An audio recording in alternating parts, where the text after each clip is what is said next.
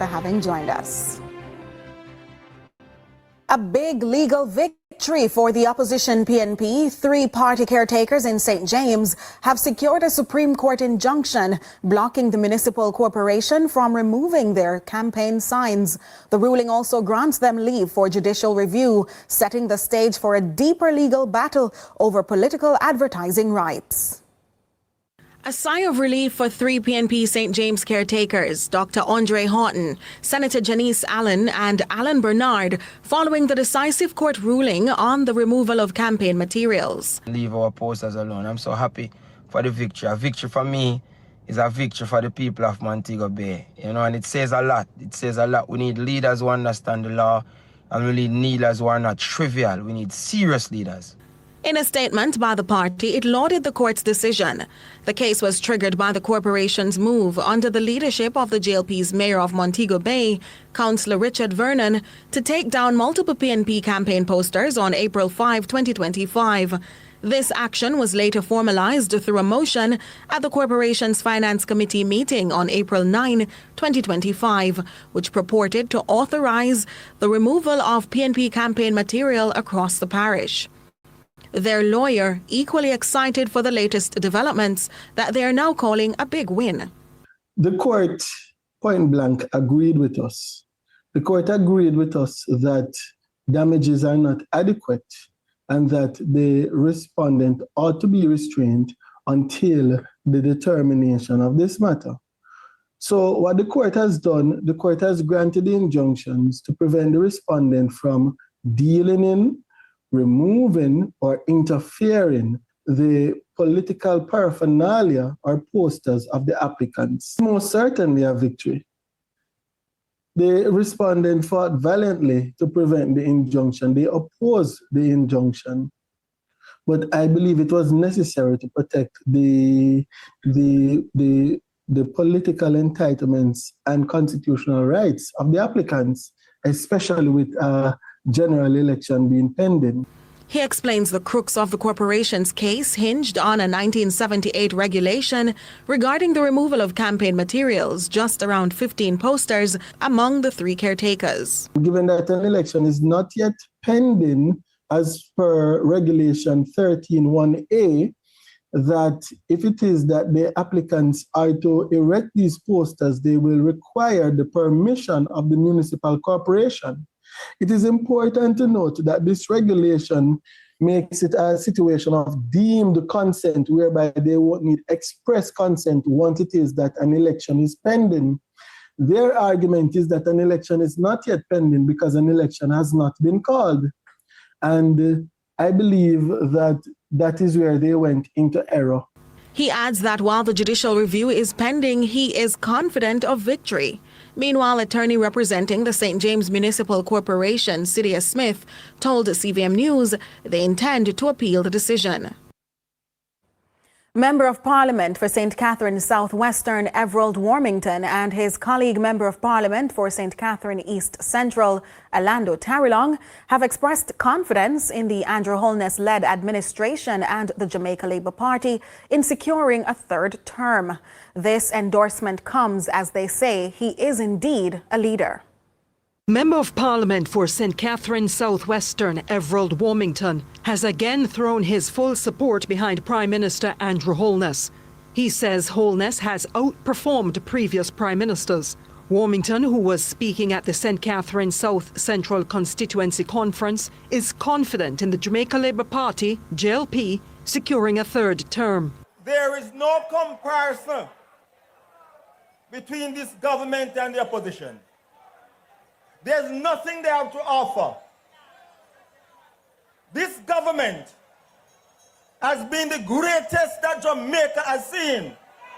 And Andrew Holness' government has done more for this country than any other government before him. And in Jamaica, look at that. There is no guessing where we will be. And I have no doubt that we will have the 3rd term. Warmington also expresses the JLP's mission to retain all 49 seats and gain some of the PNP's 14 in the next general election. This, he hints, will ensure Holness remains Prime Minister for an additional term. We have 49 seats. There were 14. And I can tell you after election, they won't have 14 because we went to take some of theirs. The third term is assured. And Hanjo, Michael Holness will be going back to Jamaica House and Parliament as the Prime Minister. Meanwhile, Member of Parliament for St. Catherine East Central, Alando Terrelong, endorses the leadership of Holness. He considers the Prime Minister an exemplary leader. Think of your children, Jamaicans, and think of your grandchildren, and then think of who do you want them to emulate.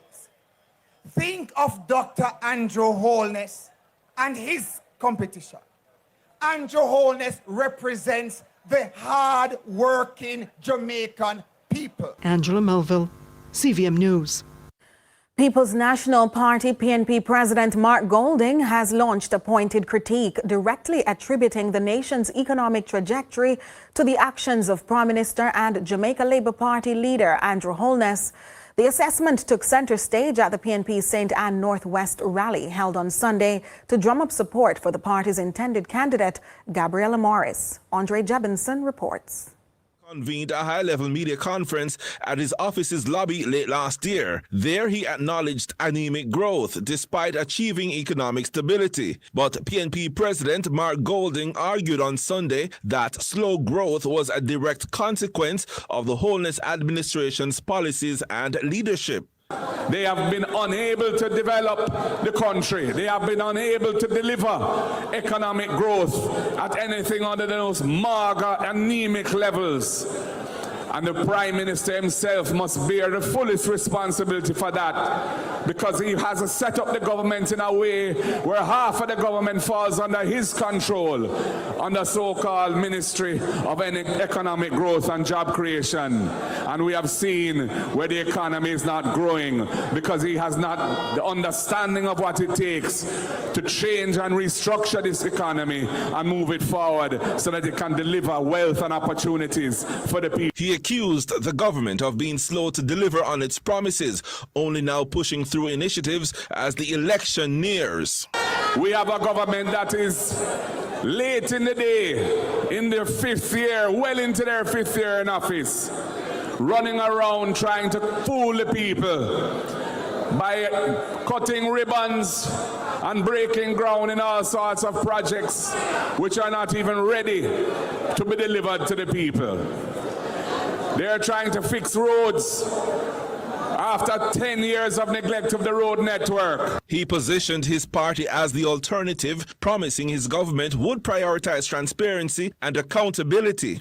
This is why we will establish, when we form government, a broad-based body to pursue a higher level of ethics and good values and attitudes in our land, to turn us away from the descent into the abyss of corruption and the abyss of crime and the abyss of negativity. Golding also accused the Holness administration of creating digital deceptions regarding the true state of his government's two-term efforts. All their bots, all their fake accounts in social media, stirring up trouble, spreading lies and misinformation. The people of Jamaica must be wise to it and know that what they have is nothing more to offer. They are a spent force. After 10 years, if they couldn't deliver progress for the people, they don't deserve another term in office. Meanwhile, Senator Gabriella Morris declared that it was time up for both the government and the incumbent MP, Crystal Lee, whom she is trying to unseat. It cannot be that because an election is coming, you're breaking ground and putting up big sign for one little piece of road. It cannot be that now you want to promise everything to the people that you could not deliver in the last 5 years. Soon is not enough. The people are demanding more. And I want you to stand up and tell this government that they can't take not West people for fool. Andre Jebinson, CVM News. The police in St. Andrews South are intensifying their efforts in locating JLP scrutineer Lorna Nikki Robertson, who was recently abducted. But as they do so, Member of Parliament Julian Robinson is rubbishing claims that the recent kidnapping was a political ploy. Shante McNeil has more. The opposition People's National Party, PNP, is rejecting claims that the abduction of well-known JLP electoral scrutineer Lorna Nikki Robertson was politically driven. It comes following concerns raised by JLP caretaker for South East St. Andrew, Kevin Frith, who, while urging the Jamaica Constabulary Force JCF to leave no stones unturned in the investigation, raised concerns about other JLP supporters harmed in recent times and over the years. But Member of Parliament for St. Andrews South Eastern, Julian Robinson, says it's a political play by the JLP. They're trying to insinuate and suggest that it is politics that is behind it. Dirty games. I knew Nikki very well, and I won't go into all the things, but I had a close relationship with her. But Nikki had friends, probably more friends, who are supporters of the People's National Party than those from the Labour Party. Nikki moved through the entire community and interacted with everybody. And nobody never had no problem with Nikki. So I don't know why somebody is going to try to inject politics into it now. Robinson was speaking at the Jesse James Clark annual divisional meeting held at Gainstead High School on Sunday. He made it clear neither he nor his party had any involvement. The people know me. And I don't know, say, me no mix up in them something there. My name can call in certain things because I lead and I represent with integrity. Me no need to deal with that for win. I am confident that I will win back this seat. I know the margin that I will win this seat by. Some of the man suggests about PNP and deal with them thing there. Because PNP not deal with that in this constituency. After 14 years representing the constituency, Robinson says there's no political tension there and says his only hope is for Robertson's safe return. We are continuing to do our work, but people might be seeking relevance, so they might try to create a narrative about politics involving this and that. I hope and I wish that Nikki will be returned. The Friday that she was abducted, I went to her house the same day.